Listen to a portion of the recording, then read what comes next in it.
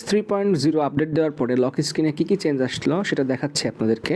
এখানে আমি হোল্ড করে রাখলাম, এরপরে কাস্টমাইজেশন অপশান আসছে।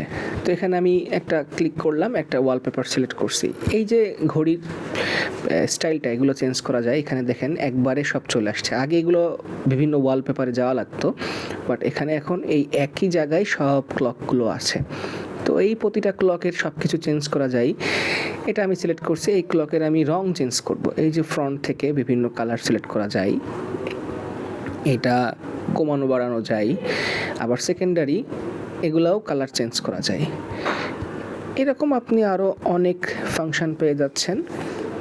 এই যে ইউজ সেপারেট কালার্স দিলে এখানে সেপারেট কালার চেঞ্জ হবে, স্যাচুরেশন কমানো, হিউ কমানো, এগুলো সব করতে পারবেন এই ফাংশানে। এগুলো অনেক ইমপ্রুভ হয়েছে আগের থেকে।